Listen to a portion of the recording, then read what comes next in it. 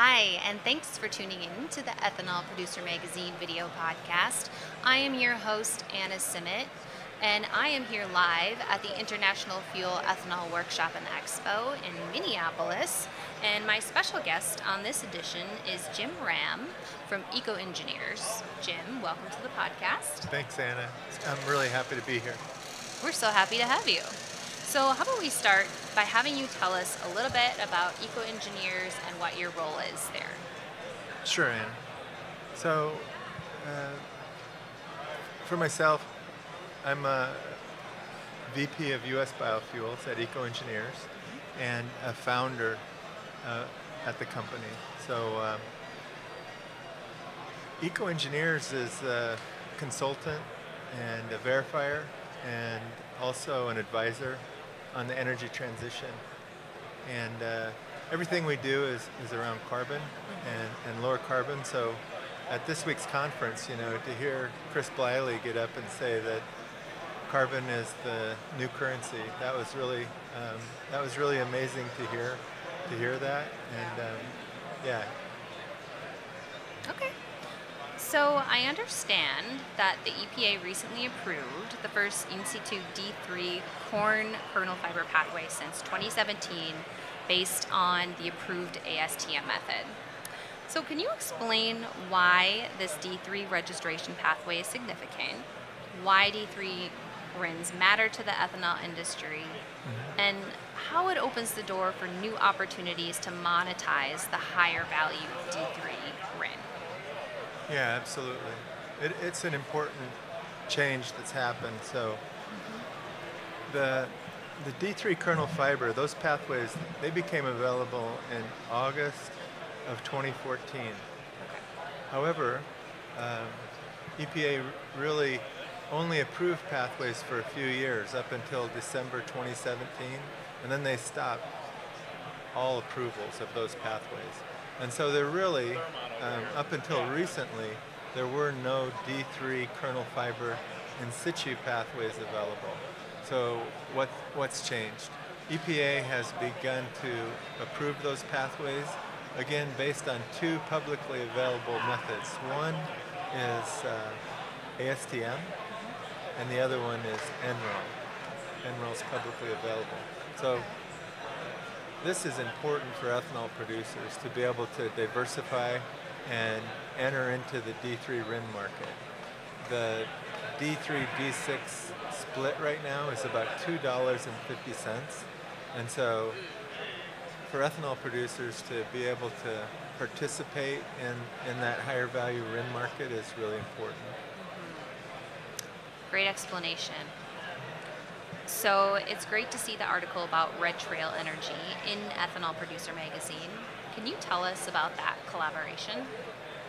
Yeah, absolutely, Anna. So we're really proud of that collaboration with Red Trail, and to be able to help them become the first ethanol producer to register in a voluntary market and to register on Puro.earth and to generate carbon dioxide removal credits, or CORCs. And so the sequestration, the underground sequestration that Red Trail's accomplishing, being in North Dakota, being able to develop a sequestration project and be one of the first to market in the ethanol sequestration space. So for them to be able to go to the voluntary markets with that is really an important development for ethanol, we believe. Yeah. So on that note of carbon, can you explain to our viewers how the carbon dioxide is captured? Sure. So in corn ethanol production, in the fermentation process, the yeast actually digest the simple sugars and turn it into ethanol. And as they do that, they generate carbon dioxide. So the purest stream of carbon dioxide that's available in industry is available from ethanol fermentation. And so the idea is to take that CO2 from the top of the fermenters and to compress it and then sequester it deep below ground. So Red Trail's injection well is about 6,500 feet deep, and so it's injected at high pressure and safely stored deep below the ground, permanent storage, really. And so the thing that's important is that CO2 is biogenic CO2 that came out of the atmosphere. The corn plant really took that CO2 out of the atmosphere and brought it into the ethanol plant. And quite a bit of CO2 is emitted from the ethanol plants today. But now this is a whole new area for ethanol to look at sequestration and utilization in new ways from the ethanol. So it's kind of like ethanol. The ethanol plant becomes an important backbone to build out other projects on. CO2 sequestration or CO2 utilization, or tying into the energy economy in new ways through that yeast, through that fermentation, through the ability to harness biogenic CO2 in new ways in the energy economy. So there's a whole nother level of build out around ethanol that can happen because of this. When a bushel of corn comes into the ethanol plant, about 1/3 of it becomes ethanol, about 1/3 becomes feed, and about 1/3 is CO2. So being able to leverage that CO2 in all these different energy and industrial and sequestration markets it's really important right now. Right. So what can other producers take away from this project, and what are the key learnings for the industry? Yeah, absolutely. So I think that the key learnings are that these projects are expensive. Sequestration projects are large investments, and ethanol should look at both compliance markets and voluntary markets when they undertake these projects, and they should evaluate both. And I think that creating optionality for these projects, that they could take the carbon capture and monetize that through an LCFS program like Oregon or California, or they could take it into a voluntary market. And the nice thing about that is if they go to the voluntary market, today it would be a higher price than California or Oregon would offer. And I think the other thing is it gives them the option to sell their ethanol more locally. Like take their ethanol to Denver, or take their ethanol to other markets, rather than having to ship that ethanol out to the West Coast. Okay, great answer. Optionality seems to be a buzzword in the industry right now.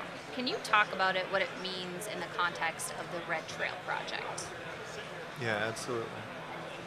So one of the difficulties that Red Trail ran into was getting their pathway approval into California LCFS. So they've been injecting for 25 months now, and they have yet to achieve a California LCFS pathway. So California is still considering their application. They were able to register Oregon. Now, during that time frame, that 25 months of carbon capture and sequestration, they're not able to monetize the carbon removal that they're accomplishing. So that's why this is so important, Anna, is it gives them a lever to monetize that carbon capture that has happened in this first 25 months time frame. And that's what we mean by optionality. And that optionality should go forward. So when California offers a high price, like $200 a ton, then California might be a good option for Red Trail to tie the carbon capture to their ethanol. But if California is at a low LCFS price like today, like $50 a ton, then that probably wouldn't be the best best option. Yeah, Yeah. that makes sense. So let's pivot away from the US to Canada, which is a booming market for US ethanol. Can you explain why Canada is an attractive market for US ethanol producers? And what should US ethanol producers be mindful of when considering selling their product into Canada? Yeah, absolutely. So I think that definitely Canada is a very important market, and to have it gaining momentum at this time is is extremely important, and it is a, a carbon-based program. So it does require a life cycle analysis, and so the carbon score is going to be able to matter. So we've to a lot of ethanol producers, it means for the first time to be able to realistically access an LCFS market. So I think that rail to Canada is going to become important, and I think that having that market, creating that optionality, being able to get better prices, and ethanol producers, they can give up the D6 RIN price because they really don't realize much of that. It doesn't really hurt them to give that up when they go to Canada, but they can get better prices for their low carbon ethanol in Canada, and they can continue to get better prices as their score improves. Okay. So I think that Canada has announced, has in the past looked at low carbon farming and has announced plans in the future to integrate low carbon farming into their policies again. So I think that's another promising lead to Canada. Yeah. Okay, interesting. So you mentioned life cycle analysis. Eco is an industry leader in conducting LCAs. Why are they important, and what should ethanol producers think about when considering an LCA? Yeah, thanks, Anna. So that's true. EcoEngineers, we've done over 1,000 LCAs since 2015 on different types of fuel or renewable chemical, and those. Chris Bliley talked about it this morning. He talked about having a science-based and a science-based yardstick to measure carbon removals. So that's the thing that LCA does. It gives us a yardstick to say, here's this gallon of ethanol, and it has this carbon score associated with it. It has this amount of greenhouse gas reduction compared to, say, gasoline. And that's what ethanol needs to really leverage, is their carbon score. In a way, so LCA is critical to that, to be able to analyze the carbon score for the IRA 45Z, for utilization under 45Q, for Canada. There's a little bit different program for the Canadian CFR program called Open LCA. So that's absolutely essential for ethanol producers to understand where they're at, and really develop a carbon reduction strategy. So I think that ethanol producers who have a good carbon reduction strategy, they see a lot of opportunity in 45Q, 45Z, Canada, and that's important, that they establish a baseline and begin developing their strategy. This is what I can do in my area. This is what I might do in terms of farm practices, in terms of lowering my energy usage, in terms of sequestration. Yes. Okay, so I understand that ECO has launched a new program called the LCA Academy. Can you share what that is and how viewers can get involved? Yeah, thank you. So our LCA team has a tremendous amount of expertise in not only in fuels but in biochemicals and product declarations. And so we're doing this academy, this LCA Academy today, because so much of the policy and so much of the future and economics and markets are going to be based in life cycle analysis. So we want to do a deep dive on it. We want to invite business leaders, and we also want to invite practitioners to come to 2 LCA Academy events and do a deep dive, talk to our experts, and start envisioning the future about how we're going to do life cycle analysis, how we're going to, all the way from the field, all the way through the process, all the way through the finished product. And so we're hosting 2 events. One is just in a couple weeks. It's going to be in Des Moines. It's going to be June 25th and 26th in Des Moines.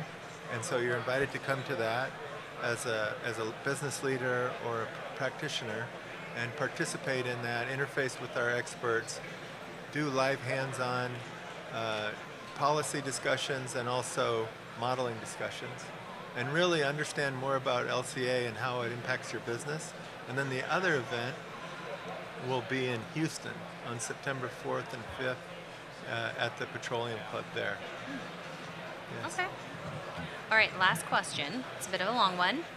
Under Section 40B of the Inflation Reduction Act, corn is used in an alcohol-to-jet pathway that is part of the USDA Climate Smart Ag Pilot Program.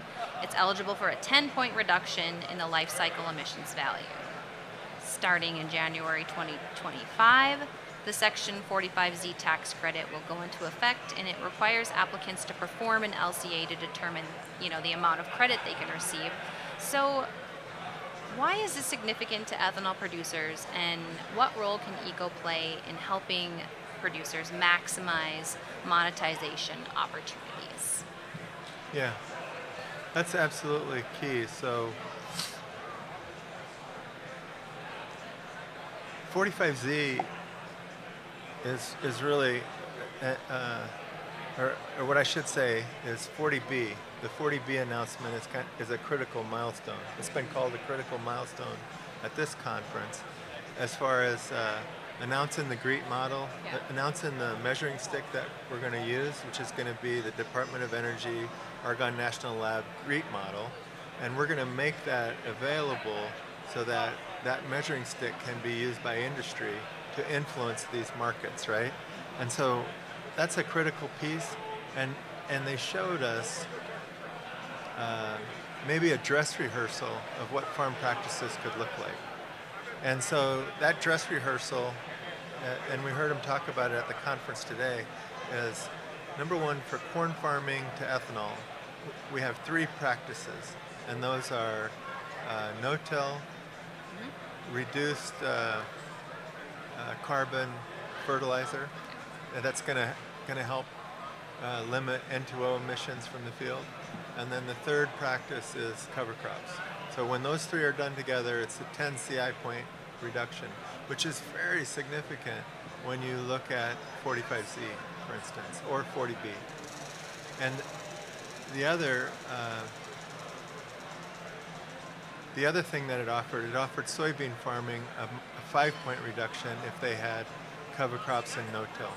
So what needs to happen here?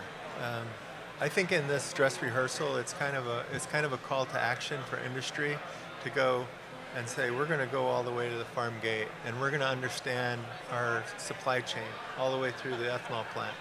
And we're going to begin to make a claim that our CI score is way better than industry average, say 28. And we're going to start to be able to move farm practices in these directions that USDA has kind of pointed to. So for us, the things that we loved about it is it calls for an ANAB, which is an ANSI, nationally accredited verification body to do verification of the carbon scoring. So that's going to be an important part of the program. And it also talks about ISO standards, International Standards Organization standards. So those are really good indications. It means that we're not just building a tax credit program, but we're building an agriculture program that can use all of the data that's available today.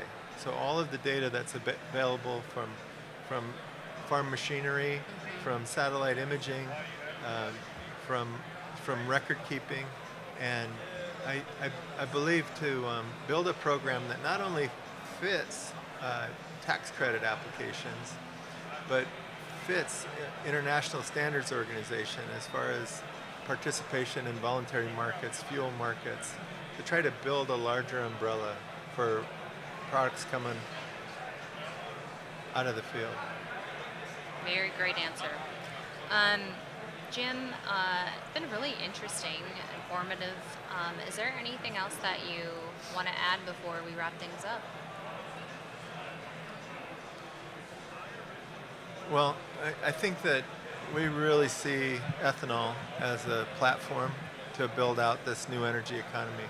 Yeah. Ethanol's been, the most important biofuel in the U.S. And so even though we talk about EVs, even though we talk about the energy transition, we need to talk about ethanol becoming this very, very important backbone to a new energy economy. And a lot of it's tied together with that CO2 utilization, the ideas of